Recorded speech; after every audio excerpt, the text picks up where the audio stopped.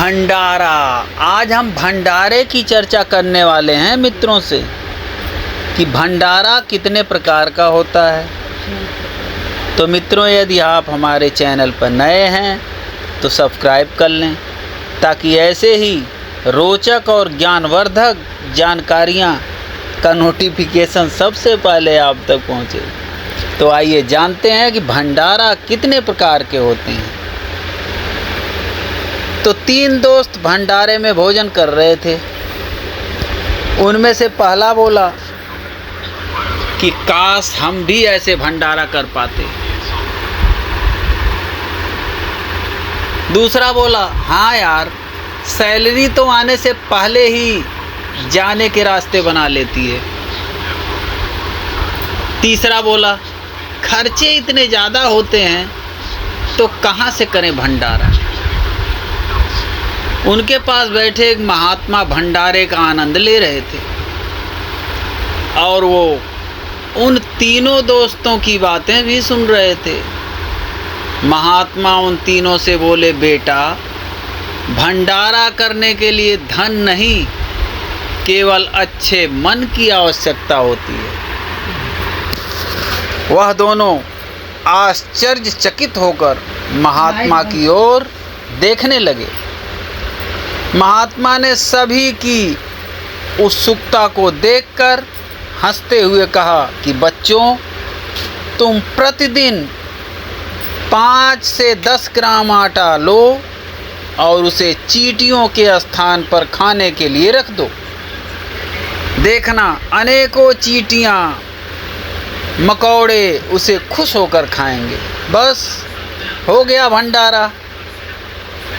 और चावल दाल के कुछ दाने लो, उसे अपनी छत पर बिखेर दो और एक कटोरे में पानी भरकर रख दो। चिड़िया कबूतर आकर खाएंगे। बस हो गया भंडारा। और गाय और कुत्ते को रोज एक एक रोटी खिलाओ और घर के बाहर उनके पीने के लिए पानी भरकर रख दो। बस हो गया भंडारा। ईश्वर ने सभी के लिए अन्न का प्रबंध किया है।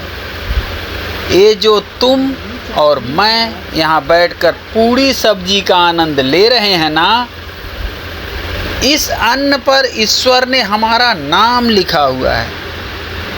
तो बच्चों, तुम भी जीव जंतुओं के भोजन का प्रबंध करने के लिए जो भी व्यवस्था करोगे वह भी उस ऊपर वाले की इच्छा से ही होगा। यही तो है भंडारा। महात्मा बोले कि बच्चों, कौन कहाँ से आ रहा है और कौन कहाँ जा रहा है, किसी को भी पता नहीं होता और ना ही किसको कहाँ से क्या मिलेगा या नहीं मिलेगा यह पता होता। बस सब ईश्वर की माया है। तीनों युवकों के चेहरे पर एक अच्छी सुकून देने वाली खुशी छा गई। उन्हें भंडारा खाने के साथ साथ भंडारा करने का रास्ता भी मिल चुका था।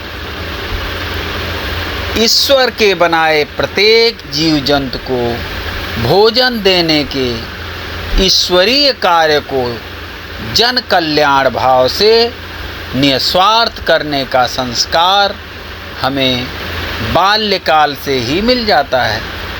तो मित्रों, ये भंडारा कितने प्रकार के भंडारे होते हैं हमने आपको बताया शॉर्टकट में।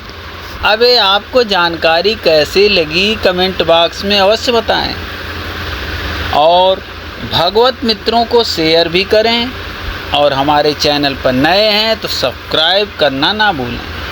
फिर मिलते हैं अगली रोचक जानकारी के साथ। तब तक के लिए जय जय श्री राधे।